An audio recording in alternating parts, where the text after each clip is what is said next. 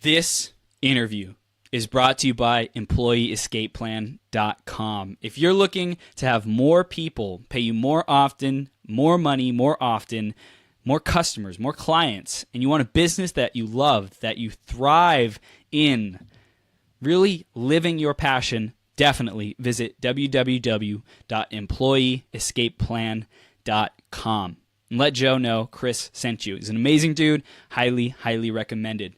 Now, for this hour, we're talking about how to design and create a life doing only what you love. Now, is that possible? Is that possible to do only what you love? Is it possible to just be enveloped in this energy of I love this, picking up dog crap, I love this, changing diapers. We're revolving around fecal today, ladies and gentlemen. No, just kidding. Changing diapers. I love this. Doing the hard work, shoveling, doing stuff you don't like to do. You have to fire someone and it really hurts you, breaks your heart. You have to go to the gym. You have to lose lots of weight. I love this. You have to fix your car. You got a flat tire. I love this. What are these different situations and circumstances that you really, really hate? Why don't you type them in the comment box? What do you hate? Do you hate posting on social media? Do you hate doing sales calls? Do you hate certain things, things that you really don't like? Hate's a strong word, but I throw it around because sometimes we hate these things. So what are these things that you really don't like to do? Why don't you start thinking about them? Write down a couple. What do I really not like to do? Do I not like talking to my grandma, my mom, my brother, sister? Do I not like writing? Do I not like creating blog posts? Do I not like having to drive up the street to get my groceries? Do I not like raking my leaves? Do I not like emptying the dishwasher? Do I not like mopping, sweeping, making my bed, laundry? Okay? Really broad perspective. Start writing down a couple things that you don't like. So I'm going to really look at a couple different myths that exist about living a life that you love. Okay, and the first one is going to be, I can't really live a life that I love 24/7. There's no way. There's stuff that happens, life happens, people die, my heart gets broken. Folding laundry, Shamika says. Amen. Amen. Right? I got to fold laundry. There's no way I can live a life I love when I'm folding laundry. Ugh. Okay, maybe. Maybe not. I invite you right now to come to this interview with an open mind, an open perspective, a questioning of reality, a questioning of what you believe to be true. And we're going to start there, and we're going to dive deep. We're going to get deep. We're going to go deep into the psychological nature of how we approach reality. And it's going to be a lot of fun. So make sure you stay tuned. Get ready. Get your pens and papers ready. We're going to have a lot of fun. Another myth in life about living a life that you love, creating and living a life that you always are loving. It's always something that you love. Well, some people might say you have to suffer through life. There is pain in life. You will get stuck in life. Things will be difficult and you will have to get through it. And life will suck. And I'm not going to love life when I have to do those things that suck. Okay, it's an interesting perspective. Maybe it's true. Maybe it's not. Another myth about living a life doing only what you love. Other people and circumstances are out of my control, and they are the ones who make it so that I can't live in a life of 24/7 bliss, serenity, and peace. They steal my happiness and joy and just being loving. Because of other people, because there's toxic people in my life, I can't be in love with life all the time. I got to go home. I got to go to church. I got to go to the DMV every once in a while. There's no way I can love life. Okay? And what happens if you keep believing these myths? Well, for sure, you're never going to live a life where you absolutely do love everything that you do. You're absolutely in love with that process, no matter what it is, no matter how good, how bad. If you keep believing these types of myths, if you have similar thoughts, you will continue to suffer. You will continue to have a life that is less than your best life ever because you're believing that life sucks sometimes. And life is really painful, and it's going to be difficult, and it has to be difficult. I have to get through the difficult stuff. What other costs might be associated? What else do you think the impact is of having these types of thoughts? Not living a fully lived life.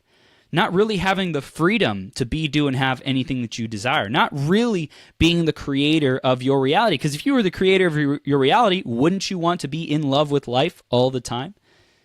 Yeah. So there's things that are bigger than you, that are more powerful than you. That's the cost of having and believing these thoughts, these subconscious patterns, these myths. So what happens when you get this right?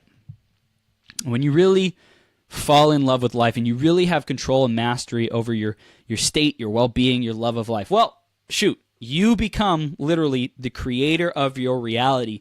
You become someone who authors your life. You become someone who says, this shall be, and this shall be. And then it is. Then it exists. Then you create your reality. What else might be the benefit or the real victory of not subscribing to these myths? Well, you also don't have to feel like you're dealt a hand of cards and be powerless with it. You won't be powerless anymore. You will be the victor. You will literally experience love 24/7.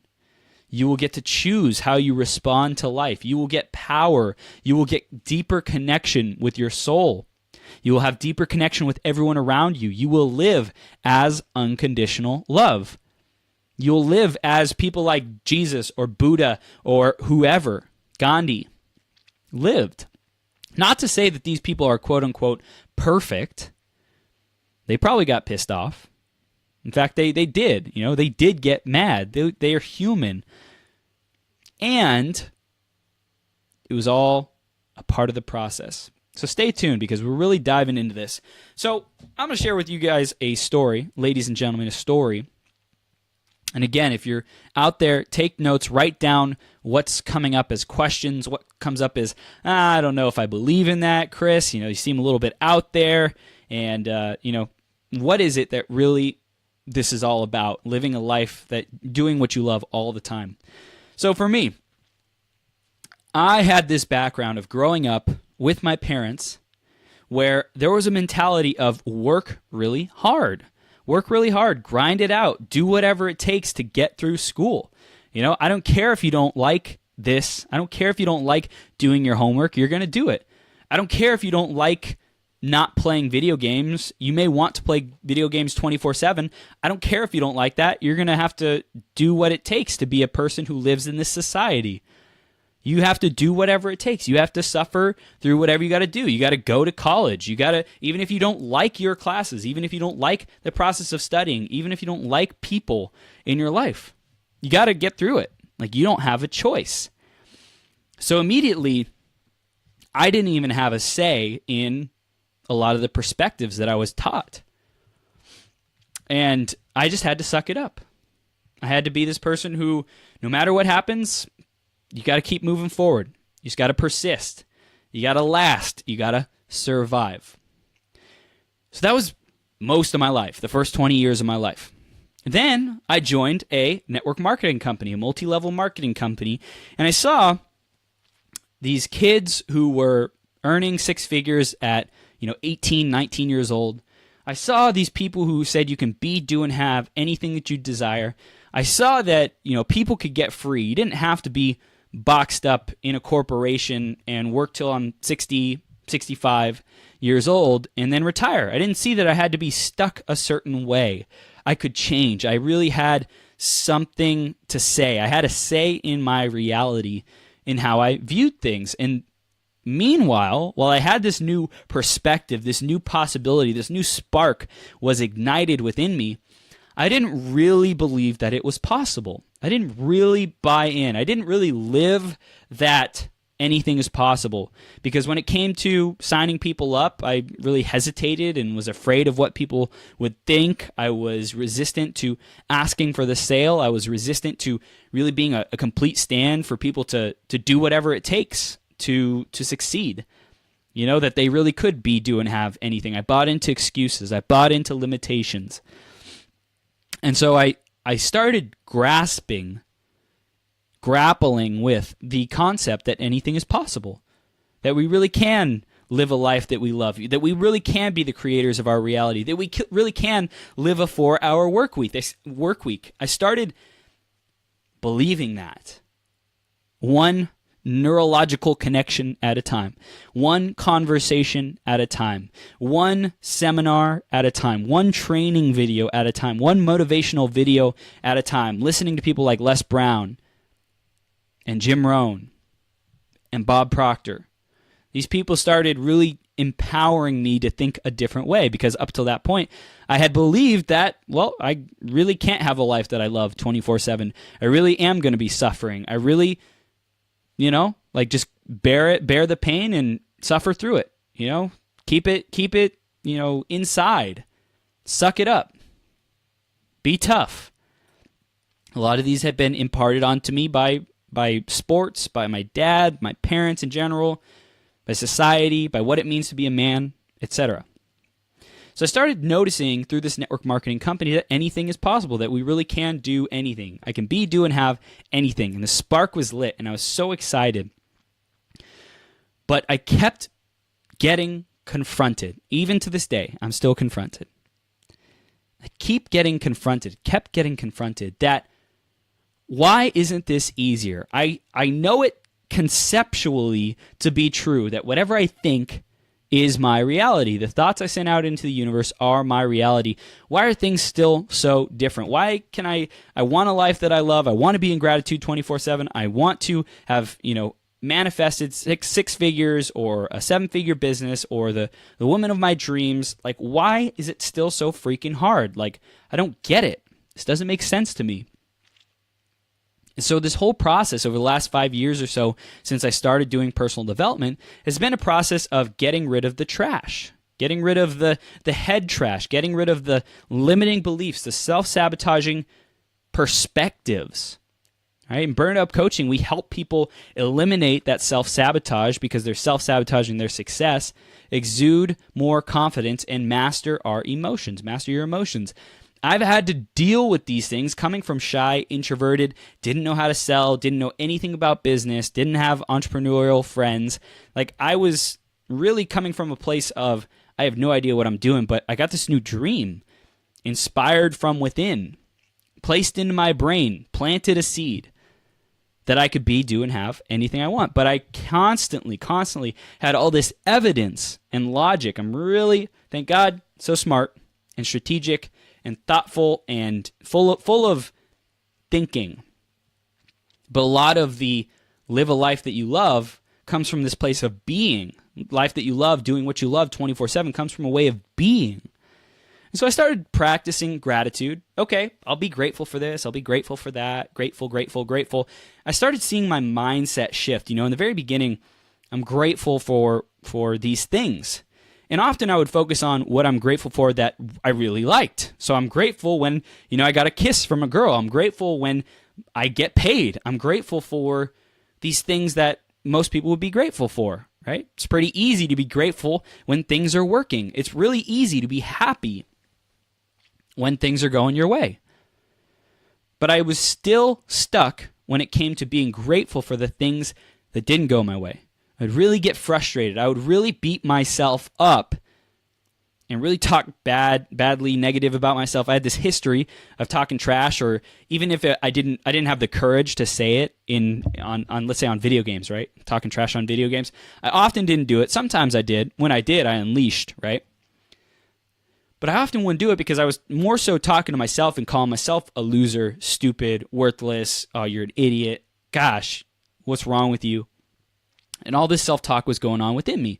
Yes, I had this brilliant engineering, strategic mind, but that thinking that was so powerful at creating also was so powerful at bringing me to my knees.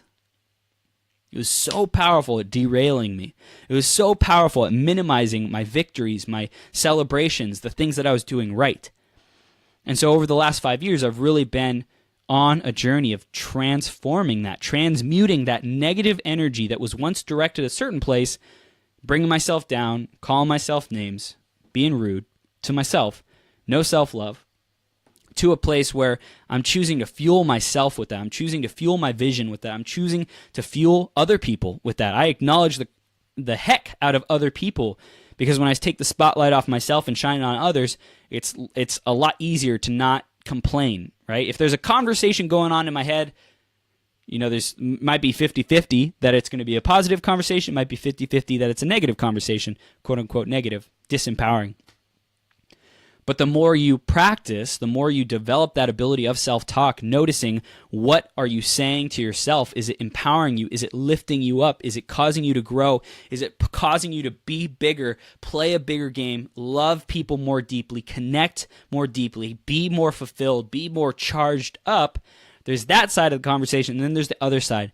And so when I started out 5 years ago, I was probably 70, 80% negative in all of my conversations. And that was a lot of it was inside of my head, because a lot of this stuff I didn't say out loud. I'd rather keep it in, bottled up, suck it up, that kind of conversation. It was shameful to say that I was afraid. It was shameful, and I felt guilty to say that I don't know how to do it. It was wrong. Or to ask questions, or to be curious. All this stuff I was made to feel wrong because of that. So I started noticing I'm like 70, 80% negative, and then I started doing gratitude, personal development, hanging around empowering people, paying for coaching, hiring coaches, talking to people who are inspiring, going to Toastmasters, seminars, doing the work, right? Reading the books, listening to audiobooks, watching the videos, doing the work. And I started seeing my conversation shift. I started seeing myself step into my power, being the creator of my reality. But still, I had to deal with a lot of these negative subconscious programs.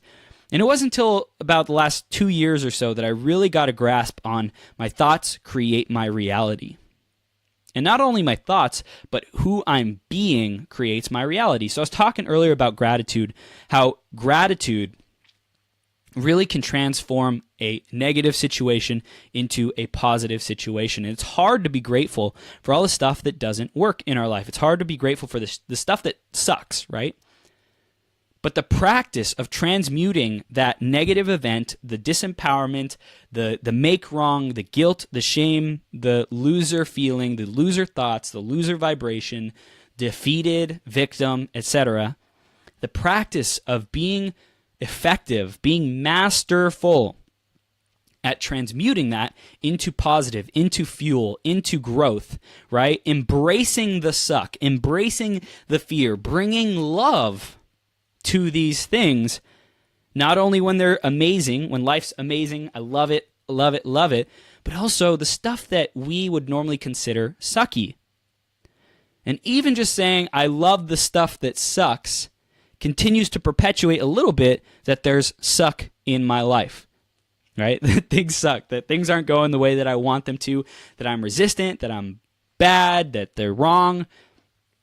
And a lot of the life creation that we're going to be talking about tonight, the creation of joy, the creation of love, the creation of living in a state of in love with life, doing what we love 24/7, comes from being responsible for the conversation that we're having in our head, for the perspective that we are living, and the perception and the lens that we are seeing life through.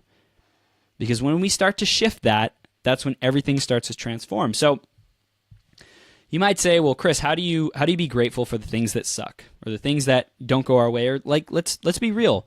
How do we be grateful that our family is dying? Someone in our family is dying. Okay, so I'm going to share with you right now that my dad was diagnosed with colon cancer a couple of weeks ago, a month or two ago, and he went through surgery. It might be 2 or 3 months now.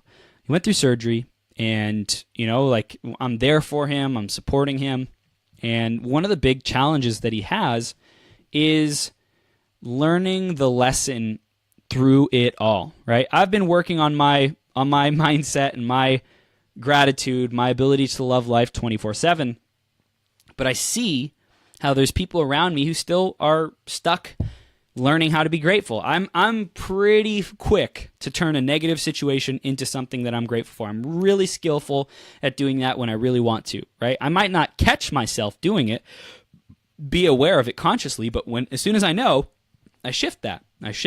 Oh wait, I'm like really perpetuating this. I'm really feeding this negativity or this downward spiral fuel. So it's going faster or worse or whatever. I get to see my dad and say, "Hey dad, like he's not happy about the stuff that he's going through, about, some of the stuff that he has to live with, deal with as he goes through this process of surgery, chemo, recovery, etc." He's not very happy about that. And so I just recognized that, wow, I could be in that same situation and I would be striving every moment to be grateful for the lesson that I'm still alive, to be grateful for the lesson that I need to change something about my health, my lifestyle, whatever, right? I need to change something. It's critical for me to change something. If I want this to change, I'm going to change something. I get to change something. I get to live a different way than this. I have a choice, okay? Because it's really so important that we recognize the real problem. The real challenge in all of this is a factor of things. It's our subconscious programming, the language that we're saying, that we're sharing, the actions that we're taking, and the way of being, who we're being in the moment. That all produces either a life that you're in love with and doing things that you love 24/7, or a life that sucks and you're resistant to and you just want it to end, you just want to get through it. So here's another example for you. Like, finances have been a super big challenge for me. I spent tens of thousands of dollars to be able to grow myself with personal development, and because I hadn't been at the point financially where, I had the income to replace that, I took on credit card debt. And so there's been a lot of challenges and limitations and suffering and hardship and difficulty because I put myself in this position of I'm going to learn up front and get all the value up front and be willing to pay the consequences on the back end, because I know the value up front of transforming my mindset is going to, change my life in the long run. And it's taken a while. Like, ladies and gentlemen, I feel like I should have been a millionaire 3 years ago, right? Based on what I spent, based on the amount of effort that I felt like I was putting in. I'm like, dude, there's no way I'm not a millionaire yet. What the heck is going on? But in reality, I still had work to do around my subconscious, around my language, around my actions that I was taking, around my way of being, so that I didn't produce the result of financial abundance yet. I'm still challenged. I'm still in the hole, so to speak, and figuring out how to get out. I'll be totally honest with you guys. I love being transparent. But here's the thing. Because I show up in a way of being that has me say, I'm grateful for this opportunity. I'm grateful for this challenge, for this growth opportunity to learn how to be thankful for what I have, to learn how to program my mind to a world of abundance rather than scarcity, to learn how to value myself and what I have to offer and know that it makes a difference with people, to learn that just me, whether I'm super successful or super skilled or super well connected, regardless of what I have, I am valuable enough. I am enough. I'm valuable just by being Chris Burns, just by being my spirit. My spirit is priceless. So when I think I want to talk to Oprah, and then a thought pops up in my head, bro, you're not there yet. You're not good enough. You're not valuable enough. That's like, wait till you have a following. Wait till you have the show. Wait till you are making millions of dollars. Wait till you have a house that's worthy of inviting Oprah to. I could come with that mindset, but that will cause suffering. That will cause this reality is not good enough, and the constant striving, the constant driving, which today we're talking about hustle and flow. The constant hustling, feeling like I have to get there, be somewhere, get to the mountaintop. That doesn't serve me to be able to create my reality. That doesn't serve me to live a life that I love 24/7. Now here's what would serve me. If I messaged Oprah and said, listen, Oprah, I love your stuff. I love who you are. I love what you're up to. And I would love to have a conversation with you. and I have a 12-hour marathon I'd love to interview you on. It'll be a blast. It'll help you get your message out to more people. It'll help me because I get to grow and learn, and you get to promote your upcoming projects, whatever it might be. I know this would be so awesome, so much fun. Now, whether or not I actually have a super big following doesn't matter. The fact is, I can take that action knowing that I am enough, as my spirit is enough, my spirit is valuable enough, and I know just having a conversation with Oprah would be valuable for both of us. It'd be awesome. Now, whether or not I make it through those filters of her email, how to actually get to her, how to talk to her, that doesn't matter. But I can take the action knowing that I am valuable enough.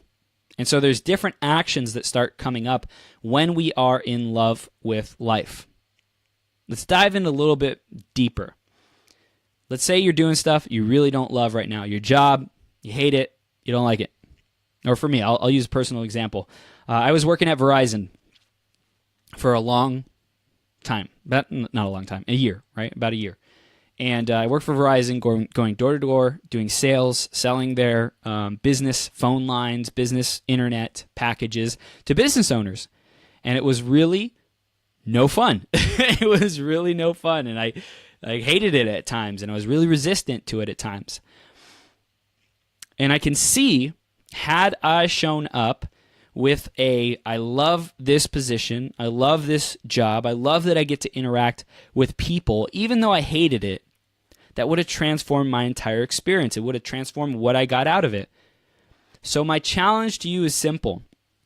How do you find love doing the things that you think you don't love doing? You would rather be doing something else, or maybe you're just really, really resistant to it. Someone calls you a jerk and a loser, a family member that you just can't escape. They're toxic. How do you love that person? How do you do it? Well, first off, the foundational key, is to remember that anything that you resist persists. So if you really don't like something, if you really hate it, if it sucks, the best thing to do is to start embracing it. So for me, for example, my financial situations that I've been in, I really hate it. Really sucks. Really, like, when am I getting out? Life. I'm not there yet. I'm not there yet. Like, let me be there where I want to be financially, making six figures at least, And it's so frustrating. So there with you, Chris. Thank you, Shamika. It's so frustrating knowing that that's the reality that I'm living in. It's like, gosh, I just want to be there. What I have been practicing to be an unconditional liver and lover of life is to say thank you for things exactly how they are, exactly how they aren't. I did this with my dad. Dad, even though he's stubborn and hot-headed sometimes, Dad, I love you exactly the way you are. Loving dude, wants me to succeed, has my best interests at heart, just amazing guy. And I love exactly the way you aren't. Not really into personal development, not really, someone who's striving to always be growing and ambitious like me. I love that. I love that that's who you are. And we all want to live better lives, right? That's the one thing we have in common. We want to grow. We want to live better lives. We want to be happier, more loving, more generous, more compassionate, all these things. So I find that common ground that we are grateful for, that we are connected by. We always want to be getting better. We always want to grow. It's like, great. So since we're on the same common ground of that we always want to be better, be growing, then you know what, Dad? I'm grateful that you are exactly who you are and exactly who you aren't, and I will continue being committed and standing for our lives working better, our lives being better. Together, we'll take that on. Do you want to do that together? Yes. Awesome. So that's what I declared that this last Sunday. It was beautiful. Had my family on a Zoom call. Highly recommend you do that. Video calls with the fam bam. Amazing. And I'm lucky because my family is not toxic. They're not toxic by any means. They're very supportive. They're very, they believe in me. They want me to win, and they're open to new perspectives when it makes sense, when I'm able to present it in a way that, they get it, they can jive with it. And there's times where I'm just like too way out in left field for them to even entertain the conversation. They're like, dude, be quiet, And I get that. Sometimes I can be in people's faces. But here's the thing. With my family, I give them space. I have grace for them to be exactly who they are and exactly who they aren't. And it's challenging, but my commitment is to live in this world of love 24/7. I'm committed to being an unconditional lover and liver of life. And it really is the opportunity for me to practice gratitude. It really is the opportunity for me to not resist reality. So simply, how do you live a life you love 24/7? You're doing what you love, quote unquote, what you love. Well, first off, let's say you don't love door-to-door sales, but you have to do it every day. First, foundational belief. Know that you can be, do, and have anything that you desire. You have to be in this place of possibility, this open realm of, maybe there is something here. Maybe there is a way to transform this situation. Without that, with a closed mindset, with saying, no way, you will never achieve it. You will never experience a full 24/7 I love life. Now, it's one thing to be open to that perspective. It's one thing to say, I want that. Dude, you know what, Chris? I'm committed to being an unconditional liver and lover of life. Please, just how do I do it? Good. That's the first place, is the commitment to knowing that you want to do that. And there's always ways to reinforce the commitment, strategies, putting notes up around you, starting to program your mind with that belief that anything's possible, or that I love something that I used to hate, etc., right? I love my family exactly the way they are, exactly the way they aren't. If they're toxic, I love my uncles, my aunts, whatever. I always have to see them. I hate seeing them. You can transform that into loving seeing these people. You really can. You can shift your perspective. You can shift your languaging. You can shift your subconscious. So the first step is to believe, is to really affirm, is to declare that, one, you are open and available to the belief, to the way of being that you can be, do, and have anything that you desire. You're like, life is what you make of it. You are the author of your reality. You're the creator of your reality. Life is your game, and you make up the rules. Now, here's the thing. If life is your game and you make up the rules, why can't you say, my rule is I want $1 million. I have $1 million right now. Boom. What the heck, life? Where's my $1 million? Here's the thing. If your I want $1 million is coming from a place of ego, of entitlement, of I should have $1 million already, it's not going to happen, right? It's totally not going to happen.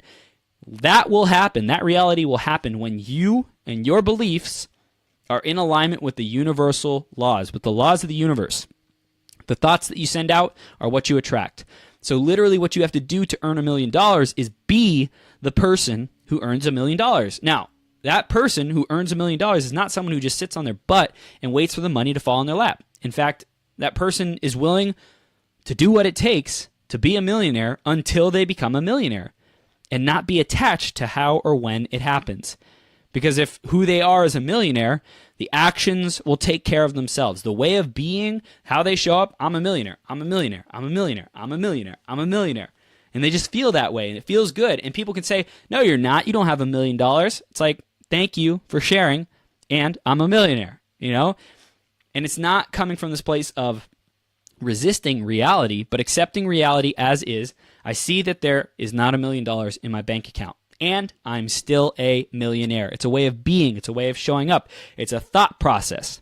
It might take you 5-10 years to get to being a millionaire, depending on where you're at, but it's a way of being. And your way of being to being an unconditional liver and lover of life will determine whether or not you are living a life doing what you love 24/7 or not. Again, you might fall out of that sometimes, especially if you're at the beginning of your journey. You might fall out of the belief, the paradigm, the perspective that I'm in love with this. Oh man, my back's starting to hurt. I hate that. This sucks.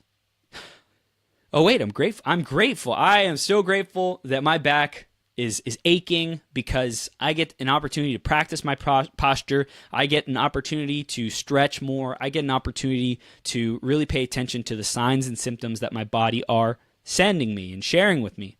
Thank God I have such a responsive body. I love you, body. Boom. Transmute a negative to a positive. It's not to say that life always has to be positive. You can love the stuff that doesn't work in your life. Again, it's not coming from this place of resistance, but acceptance and embrace and trust and full-hearted, unconditional love. Thank you for existing how you are. Broken foot. Thank you for existing how you are. I'm grateful I have a foot in the first place and you're healing. You know, oh my gosh, I got like AIDS or HIV. Thank God that I get to live at least a little bit. You know, you're on your deathbed. Like I'm not trying to be too morbid here, so I'm totally not going to, dive into the significance or suffering of that, but I'm sure you know people who are suffering. You probably are dealing with stuff, but like you're on your deathbed. Man, I love life because I got to shift my perspective. I got an opportunity to learn how to love life even in the most difficult of situations and circumstances at the very end. And no matter what I'm dealing with, kidney failure, heart's about to stop beating, broken arms, no legs. Ladies and gentlemen, it's easy for me to say this right now because I'm not going through these. It's easy to say I love life when life is working. It can be extremely difficult and challenging when it's not. If I was in these positions that I just mentioned on my deathbed, without arms and legs, it would be extremely difficult for me to say I love my life. I don't know what I would do. I don't know how I would respond. But I do know, based on what I know now, is that I'm the creator of my reality, and what I say is what goes. What I believe is what manifests. So I'm grateful I have that perspective before going through any kind of traumatic event like that, so that I can remember this is what I make of it, this situation. And you have that same power within you. You have the power to choose how you relate to life. You wake up every day, and what is it that you say? What is the first thing that comes to your mind? How do you feel about your day? How do you feel about the progress that you're making? How do you feel about the place that you're at in life? How do you feel about the people who you're around? How do you feel about the distance you are from the people that you want to be around? How do you feel about the lifestyle that you're living that is keeping you stuck, that is just terrible and painful, and you feel powerless? What can you do about that? Really, what can you do?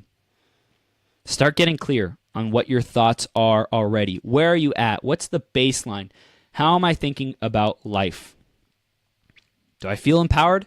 Do I feel like I'm winning? Do I feel like I'm on the right track?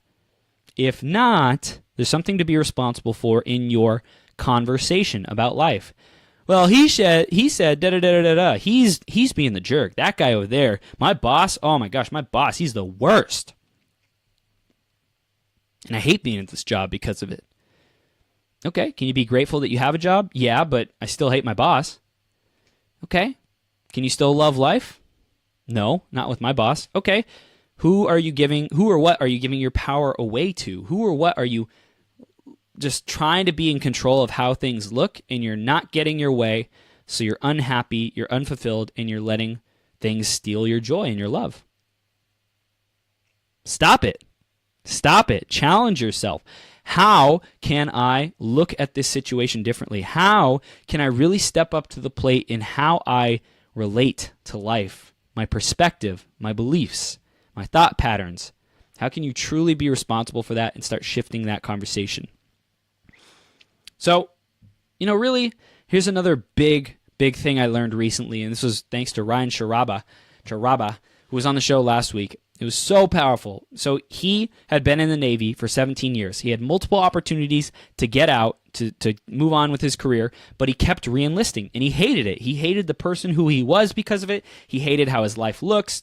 He hated being in a submarine underwater all the time with no, sunlight, daylight, happiness, fresh air. He hated it. But because he didn't know what other options he had, he kept re-enlisting. He kept re-enrolling. 17 years later, he's out. He said, "Thank God my spirit learned the lesson. Thank God whatever I was supposed to go through, the lesson I was supposed to learn, life comes and it knocks on your door. It says, hey, pay attention to this. Your finances are kind of out of whack. Life comes on, like it keeps progressing, gets worse and worse. Life comes, bangs on your door, kicks your door down. Hey, your finances are messed up, bro. Do something about it." I say, okay, cool. Life keeps going on. Life comes with a boom, semi-truck, knocks down your house, whatever, wrecking ball. And you're like, what the heck? What the heck? Why? Why me? Life attempted to teach you the lesson, but you didn't listen. So how can you start listening more? How can you start listening to the lesson more? Learn the lesson as soon as you can. And to accelerate that, be grateful for already having learned the lesson, whatever difficulty that you're going through. If you want to love life, first off, I'm grateful and I love exactly how life is. I'm grateful for the room that I'm in. I'm grateful for the people I'm around. I'm grateful for the amount of money in my bank account. I'm grateful for the amount of people that I reach on this show. I love all these things. And I'm grateful for having learned the lesson that I seem to have been struggling with for so long, years and years, to be able to break through financially, to be able to create my life, to live where I want, do and have anything I want, to be able to travel the world. I'm grateful. My spirit is now at the point where I've learned that lesson, where I've learned the lesson of giving up my power, giving away my power. I've learned the lesson of resisting doing whatever it takes to be able to create that reality. I've learned the lesson. Spirit, thank you for learning the lesson. I'm so grateful I've learned the lesson of how to really own my value. Spirit, I'm grateful that I finally learned the lesson that what I do makes the difference in people's lives. Thank God, Spirit, soul of Chris, whatever. Thank you for learning how to build a team effectively and grow an effective company, a badass company, an epic company that makes a big difference in the world. Start thanking your spirit, your essence, your soul, yourself, your higher self, God, whatever, for already have learned the lesson. So let's say you're trying to start a new business and it's not going the way you want. Thank God I've learned the lesson of what it takes to build a successful business. Thank God I've learned the lesson of what it means to be a business owner. Thank you, Spirit, for learning the lesson of being courageous and not letting any excuse stop me. Thank you, Spirit, for learning the lesson of not being a victim and giving away my power to circumstances, events, people, things, places. I'm the creator of my reality. Thank you, Spirit, for having learned that lesson. And you can keep reaffirming it. And you may not be there, quote unquote. You may not have had the financial breakthrough that you're seeking or searching for, creating yet. And you can still be grateful for having received that. It's a way of being.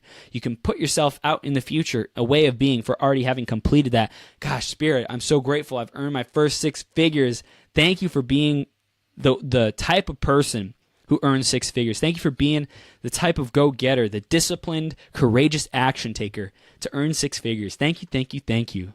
I'm so grateful I've learned the lessons that I was supposed to learn. I'm so grateful that I am so appreciative of reality, how it is right now, and I'm grateful for my spirit have learning the lesson, have completed whatever task, whatever trial, to be able to live that reality that is in my highest and best good.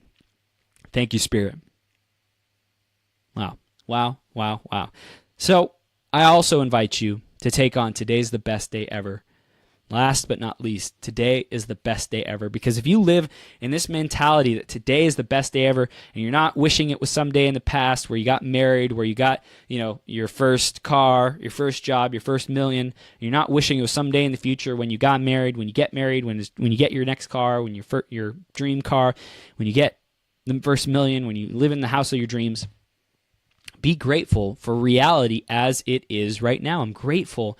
I'm so happy and joyful and grateful now that I live in this moment right here, right now. And today is the best day ever. Why? Because I say so. And every time I say that today is the best day ever, it becomes and is the best day ever. I'm creating with my words, with my language.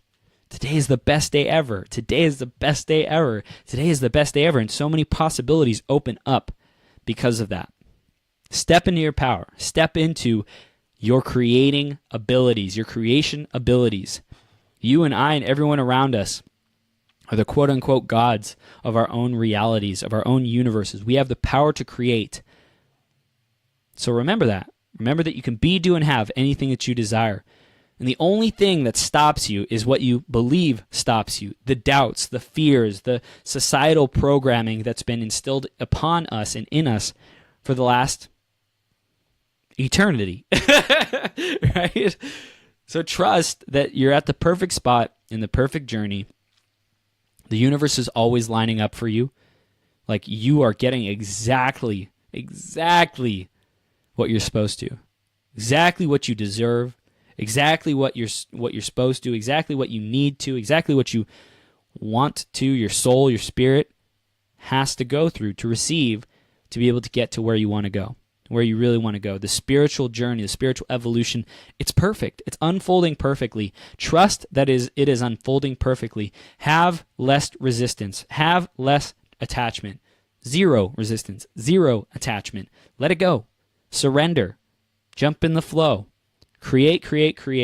Trust. It's all working out perfectly. So, Let's really get some actionable steps from this. 1, start declaring that it's the best day ever. Literally, say that right now. Today is the best day ever. Today is the best day ever. Today is the best day ever. Woo! Number 1, literally start saying it and don't judge yourself when you don't believe it, when you don't think it's true. Say it, and if it doesn't feel like it's true, figure out what's stopping you. Figure out what's stopping you from being the creator of your reality, because what you say goes. If you need a coach, send a message to me, Chris Burns, chris@beyourgps.com. Find me on Facebook, facebook.com/th3burns. And let me know. I'd be more than happy to help and find out what's the limiting belief, what's the self-sabotaging blind spot that's keeping you stuck.